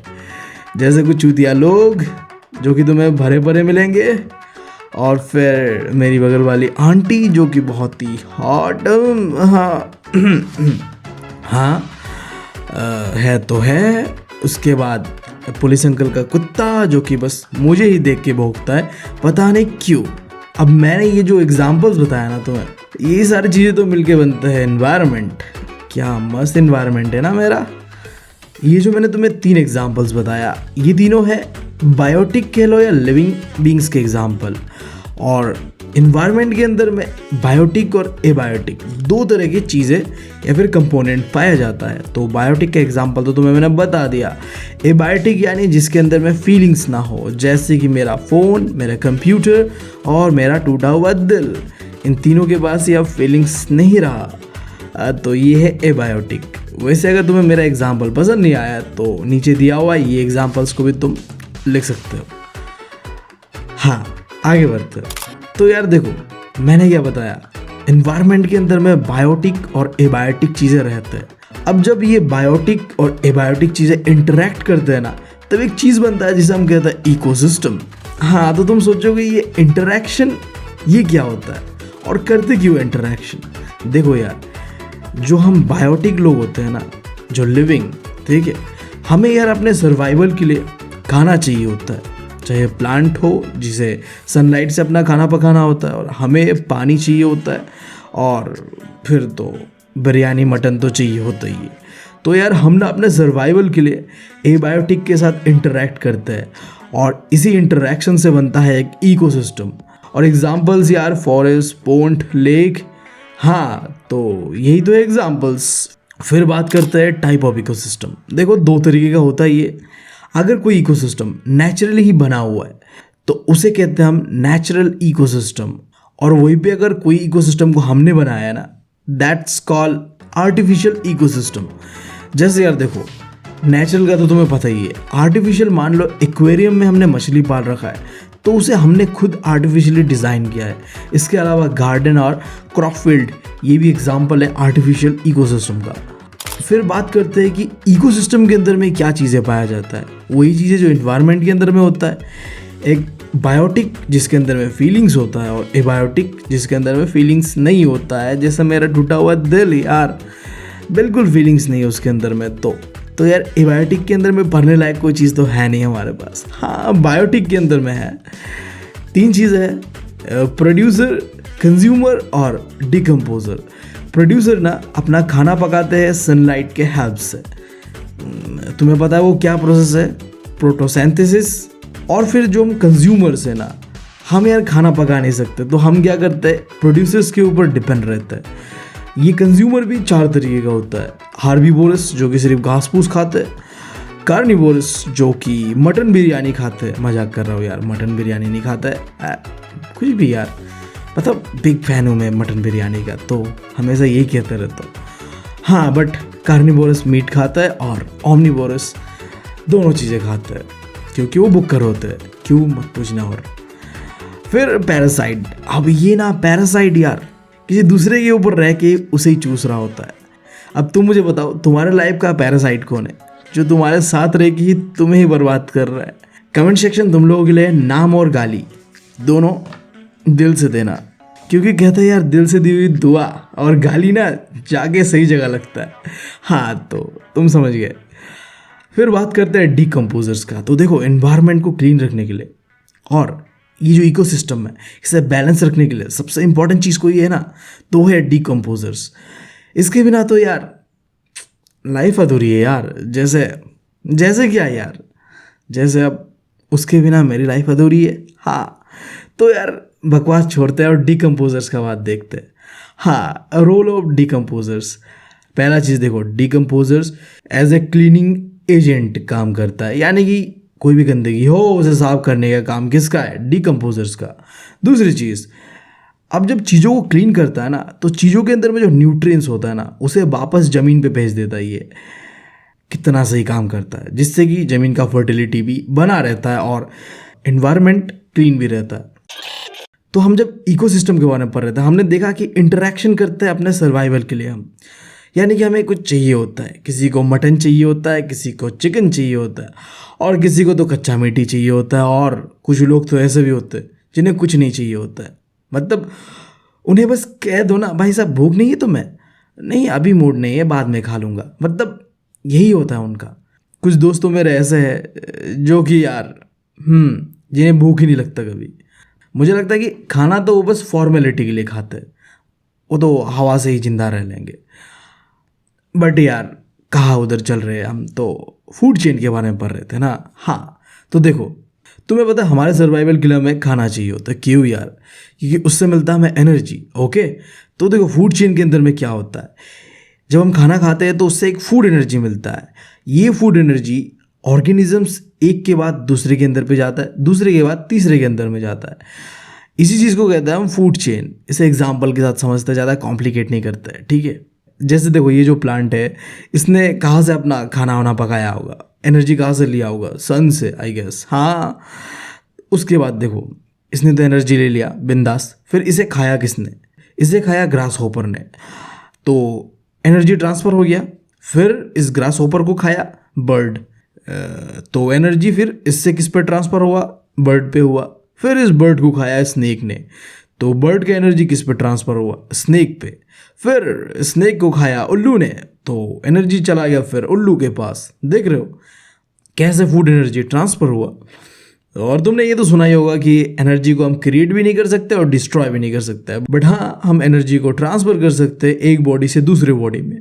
तो यही कॉन्सेप्ट है फूड चेन का। और अगर तुमने यही पे ध्यान दिया हो, एनर्जी अलग अलग लेवल पे ट्रांसफ़र हो रहा है। इन सारे लेवल को कंबाइनली कहते हैं हम ट्रॉपिक लेवल। इसे आसानी से समझने के लिए इस चार्ट को देखते हैं, पूरा क्लियर हो जाएगा। बस एक चीज़ समझ लो, तो नॉर्मली क्या होता है, किसी भी इकोसिस्टम के अंदर में 4 ट्रॉपिक लेवल होता है। लेवल 1 पे प्रोड्यूसर होता है जो सनलाइट से एनर्जी को प्रोड्यूस करते हैं अपने अंदर पे, ठीक है, और इसीलिए इन्हें प्रोड्यूसर कहते हैं। फिर है कंज्यूमर। अब कंज्यूमर पता है तुम्हें, कोई चीज़ प्रोड्यूस नहीं करता, ये दूसरों से कंज्यूम करता है। तो कंज्यूमर 3 तरीके होते हैं। पहला होता है प्राइमरी कंज्यूमर, जो घास फूस खाते हैं ना, वो होता है प्राइमरी कंज्यूमर। फिर जो प्राइमरी कंज्यूमर्स को खाते हैं उन्हें हम कहते हैं सेकेंडरी कंज्यूमर, और जो सेकेंडरी कंज्यूमर्स को खाते हैं उसे हम कहते हैं टर्सरी कंज्यूमर। तो तुम यहाँ समझ गए होगे चार्ट देखते हुए कि घास को खाया पहले खरगोश ने जो कि है प्राइमरी कंज्यूमर, फिर उस खरगोश को खाया सांप ने जो कि है सेकेंडरी कंज्यूमर, और उस सांप को खाया फिर ईगल ने जो कि है टर्सरी कंज्यूमर, और फिर इन सब को डिकम्पोज किया डिकम्पोजर ने। तो ये है एक ट्रॉपिक लेवल। डिकम्पोजर्स को ध्यान मत देना, ट्रॉपिक लेवल में बस ये 4 चीज़ें हैं, 4 लेवल्स। तो नॉर्मली जैसे मैंने बताया कि ट्रॉपिक लेवल 4 ही होता है। नंबर 1 पे प्रोड्यूसर, फिर तो पता ही है तुम्हें आगे। अब बात करते हैं फूड वेब का, क्या होता है ये। जैसे देखो हमने पढ़ा है वेब क्या होता है, वेबसाइट www.com। हाँ क्या होता है, ग्लोबली चीज़ों को इंटरकनेक्ट कर देता है, करता है। मैं देखो कहाँ बैठा हो और तुम कहाँ बैठे हो, मेरी आवाज़ सुन पा रहे हो तुम, क्यों यार, अक्सर मैं ये कहता हूँ इंटरनेट की वजह से। और ये क्या है, एक वेब है जो कि हम सबको इंटरकनेक्ट करके बैठा हुआ है। तो फूड्स के साथ भी ना ऐसा ही है। देखो फूड चेन में क्या होता है, एक सीरियल लाइन पे होता है, हाँ इसे ये खाएगा, इसे ये खाएगा, इसे ये खाएगा। बट फूड वेब में ना हम लोगों के पास ऑप्शन होता है, मुझे ये नहीं खाना तो मुझे ये खाना है।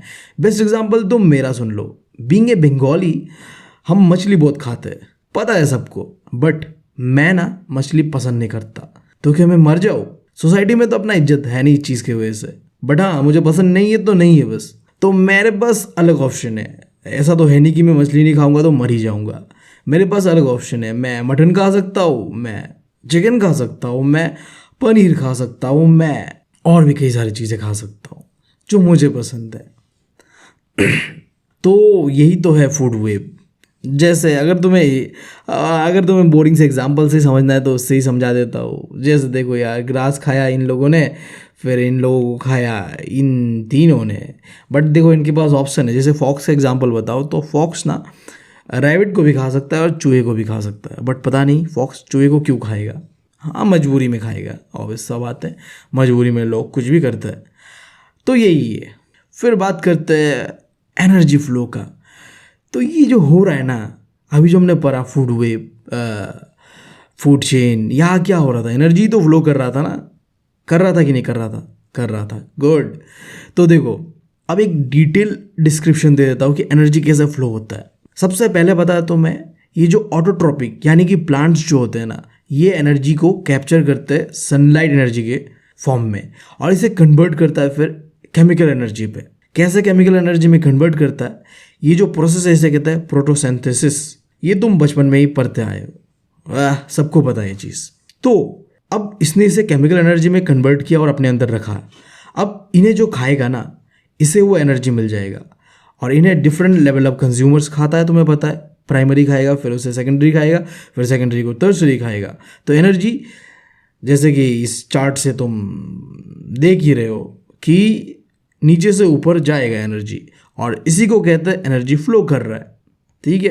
तो यहाँ में एक कॉन्सेप्ट है, बट अगर तुम ध्यान से इस चार्ट में भी देखो तो 10% रूल सुना है तुमने इसके बारे में। हाँ, एनर्जी ना 10% रूल के हिसाब से ही फ्लो करता है, बहता है। अब ये 10% रूल है क्या, देखते हैं।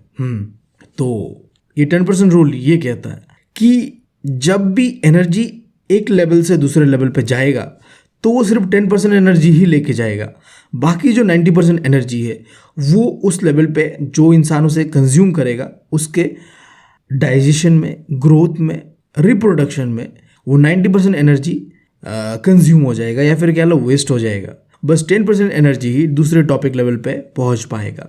यही है 10% लो। बहुत ही आसान था। इस चार्ट के साथ भी तुम समझ सकते हो अगर तुम्हें मैथमेटिकली समझना है। ये है प्लांट्स, गाजर। हाँ, तो इसने सनलाइट से बनाया 100 किलो कैलोरीज।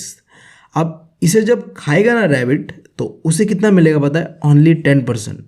कितना मिलेगा उसे मिलेगा 100 किलो कैलोरीज।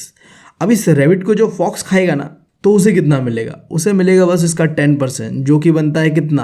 10 kilo calories. हाँ, और अगर कोई इस फॉक्स को खाएगा ना, तो उसे कितना मिलेगा? 1 किलो कैलोरीज। 1 किलो कैलोरीज के लिए से कोई खाएगा ही कौन? बेकार है ये, छोड़ो यार। तुम बस 10% लो, समझ गए, बहुत है। अब एक कॉन्सेप्ट है बायोलॉजिकल मैग्निफिकेशन, या फिर इसे कहते हैं बायो मैग्निफिकेशन। क्या है ये? देखो मैंने क्या बताया तुम्हें, प्लांट्स क्या करते हैं, सनलाइट एनर्जी को केमिकल एनर्जी में कन्वर्ट करते हैं। ओके, मतलब उनके पास केमिकल एनर्जी के फॉर्म में ही फूड एनर्जी जो स्टोर रहता है, और जब इसे कंज्यूमर्स खाते हैं तो ये एनर्जी जो है ट्रांसफ़र होता है। इतना बताया तुम्हें। अब देखो, कुछ केमिकल एनर्जी टॉक्सिक होता है, जैसे कि एक केमिकल है DDT, जिसका इस्तेमाल किया जाता है फार्मिंग में। इसका इस्तेमाल क्यों किया जाता है?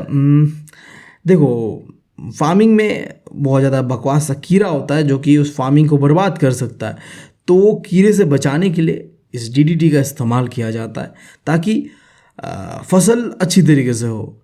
बट ये चीज़ें ना हमारे लिए सही नहीं होता।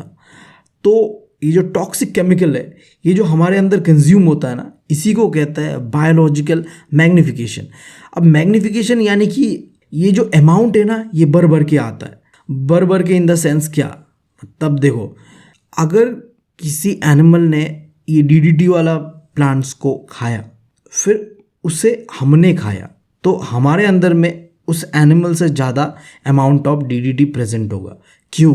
क्योंकि देखो, उस बकरी ने सिर्फ कुछ प्लांट्स को खाया होगा, बट हमने सिर्फ एक बकरी नहीं खाया, हमने कई सारे बकरियां खाया है। तो उन सारे बकरी के अंदर में जितना भी टॉक्सिक केमिकल था वो सब हमारे अंदर में आ रहा है।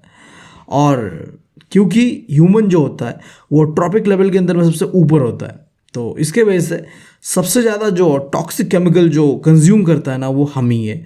क्योंकि अलग अलग लेवल पे जैसे ऊपर जाओगे तो ये टॉक्सिफिकेशन बढ़ने लगता है।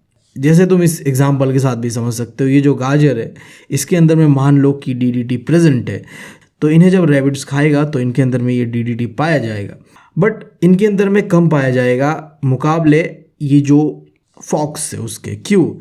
देखो, क्यों इसके अंदर में ज़्यादा पाया जाएगा? क्योंकि देखो, इसने एक रैबिट को नहीं खाया, इसने तीनों को खाया। तो तीनों को खाया तो तीन, ऐसे समझो यार, तुमने एक बूंद जहर नहीं पिया, तुमने क्या किया, पूरा बाल्टी उठा के पी लिया, तो जहर का क्वांटिटी तो तेरे अंदर भरेगा ना भाई। समझ रहा है ना तू बात? हाँ, फिर देखो, चैप्टर बहुत ही जल्दी ख़त्म होने वाला है, तो थोड़ा सा पेशेंस रख लो। बात करते हैं हमारे वजह से ना इन्वायरमेंट को क्या क्या प्रॉब्लम झेलना पड़ता है। 2 प्रॉब्लम जो इस चैप्टर के अंदर हमें डिस्कस करना है, वैसे तो काफ़ी ज़्यादा प्रॉब्लम्स होता है हमारे वजह से, बट हाँ, इस चैप्टर में बस 2 ही प्रॉब्लम है।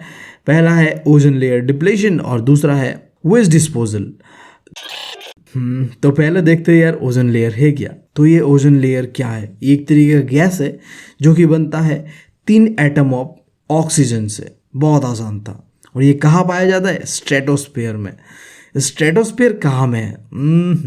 ये तुम लोगों का टास्क है। गूगल करो और पता करो कि स्ट्रेटोस्फीयर कहाँ है। कहीं मेरे कबर्ड पे तो नहीं है ना, अलमारी पे? लग रहा है वही होगा। मैं भी पता करता हूँ, ठीक है? तो और तुम लोग भी पता करो, अलमारी पे नहीं जाके यार, गूगल पे। अब ये करता क्या है? Why we need ozone layer. देखो, हमें ओजोन लेयर इसलिए चाहिए क्योंकि जो सूरज का यूवी रेस होता है ना, जो कि हमारे बदन पे अगर पड़ जाए ना डायरेक्टली, तो इससे हमें स्किन कैंसर तक हो सकता है। इससे हमें प्रोटेक्ट करता है ये ओजोन लेयर। तो इसके वजह से ओजोन लेयर का इंपॉर्टेंस बहुत ज़्यादा है। तो इसका केमिकल फॉर्मूला देख लो। आता तो नहीं है कभी, बट हाँ, समझने के लिए समझ लो। ओजोन लेयर है ना, ये कोई और चीज़ से नहीं बना हुआ, ये यूवी रेस के वजह से ही बना हुआ है। देखो, एक केमिकल प्रोसेस से बना हुआ है, ठीक है? क्या होता है, नॉर्मल जो ऑक्सीजन होता है वो हमारे चारों ओर पाया जाता है, तुम्हें पता है। तो जब यूवी रेस अर्थ के अंदर में एंटर कर रहा होता है ना, तो ये ऑक्सीजन के साथ रिएक्ट करता है। रिएक्ट करके ऑक्सीजन मॉलिक्यूल्स के अंदर में जो एटम्स है, ये 2 एटम्स को ब्रेक कर देता है, अलग अलग कर देता है। जब अलग होता है तो हर एक एटम बहुत ही रिएक्टिव होता है। तो ये एटम जाके दूसरे ऑक्सीजन मॉलिक्यूल्स के साथ मिल के O3 बनाता है, और O3 ही तो होता है ओजोन गैस या फिर ओजोन लेयर। समझ गए? चलो अब बात करते हैं कि कैसे ओजोन लेयर डिप्लीट होता है। What is the reason for that? तो कहा जाता है कि ओजोन लेयर का डिप्लेशन में सबसे बड़ा हाथ है क्लोरोफ्लोरोकार्बन का। देखो, होता क्या है, हम जब कोई भी प्रोडक्ट इस्तेमाल करते हैं, जैसे कि स्पेशली फ्रिजेस में पाया जाता था पहले ये क्लोरोफ्लोरोकार्बन, तो ऐसे प्रोडक्ट जहाँ से क्लोरोफ्लोरोकार्बन निकलता है ना तो वो हवा में जाता है, फिर वो जाता है एटमॉस्फेयर पे। एटमॉस्फेयर पे जाने के बाद वो ओजोन लेयर के अंदर में छेद कर देता है, होल कर देता है, जिससे कि ओजोन का जो लेयर है वो पतला हो जाता है और फिर यहाँ में यूवी रेस आसानी से आता है अर्थ के अंदर में, और इसी को कहते हैं ओजोन होल। क्योंकि क्लोरोफ्लोरोकार्बन ने क्या किया, ओजोन लेयर के अंदर में एक होल क्रिएट कर दिया। और पता है एक बहुत ही फेमस किस्सा है इसके ऊपर कि अंटार्कटिका में ना एक बहुत ही बड़ा ओजोन होल हो चुका था, और अगर ऐसा ही होता रहा तो कहा जाता था कि ह्यूमन काइंड के लिए तो मुश्किलात हो सकती है, हम शायद ख़त्म ही हो जाते। तो कहा जाता है कि दुनिया में पहली बार किसी एक रीज़न के कारण पूरा दुनिया एक साथ आया, चाहे कोई भी डिफरेंसेस हो, सबको भुलाते हुए लोग एक साथ आया और इंसानियत के लिए अपने आप के जितने भी डिफरेंसेस है उसे भुलाते हुए इंसानियत को आगे रख के सबने ये कहा कि चलो ये जो क्लोरोफ्लोरोकार्बन है ना, इसे हम इस्तेमाल करना बंद कर देंगे आज से। और इसके वजह से चीज़ें इम्प्रूव भी हुआ और जो होल बना था ना अंटार्कटिका पे, वो होल बंद भी हो गया। देख रहे हो, तो अगर हम एक साथ आ जाए तो हम बहुत कुछ कर सकते हैं, बट क्या करें यार, छोड़ो यार, मैं ये टॉपिक में नहीं जा रहा, आगे बढ़ते हैं। फिर बात करते हैं जो दूसरा प्रॉब्लम हमने क्रिएट किया है, वो है वेस्ट। तो वेस्ट दो तरीके का होता है, बायोडिग्रेडेबल वेस्ट और नॉन बायोडिग्रेडेबल वेस्ट। अब इन दोनों के बीच में क्या डिफरेंस होता है वो देखते हैं। जब तुम कोई वेस्ट क्रिएट करते हो जिसे माइक्रो ऑर्गेनिजम्स डिकम्पोज कर सकते हैं ना, तो उसे कहेंगे हम बायोडिग्रेडेबल वेस्ट, जो कि सिंपली बोलूँ तो एनवायरनमेंट में रह के वो डिकम्पोज हो जाएगा। और वहीं पे जब अगर तुम कोई ऐसा वेस्ट क्रिएट कर रहे हो जिसे नेचुरली डिकम्पोज नहीं किया जा सक रहा है माइक्रो ऑर्गेनिजम्स के द्वारा, तो वो है नॉन बायोडिग्रेडेबल वेस्ट। और ये चीज़ तो बहुत ही गंदा है यार। बायोडिग्रेडेबल वेस्ट को रिसाइकिल करा जा सकता है, जबकि नॉन बायोडिग्रेडेबल को नेचुरली रिसाइकिल नहीं करा जा सकता है, क्योंकि माइक्रो ऑर्गेनिजम्स का यहाँ कुछ रोल ही नहीं होता है। और एग्जाम्पल का बात करूँ तो जैसे बायोडिग्रेडेबल वेस्ट का है food, vegetable, cloth, jute, paper, ये सारी चीज़ें इन्वायरमेंट के अंदर में एक समय के बाद डिकम्पोज हो जाते हैं। बट जो नॉन बायोडिग्रेडेबल वेस्ट है इसे नेचुरली डिकम्पोज नहीं करा जा सकता, जैसे कि plastic, synthetic fibre, radioactive waste, pesticides. तो यही बात है। अब देखो ये जो नॉन बायोडिग्रेडेबल वेस्ट है ना, ये इन्वायरमेंट के लिए बिल्कुल सही नहीं है।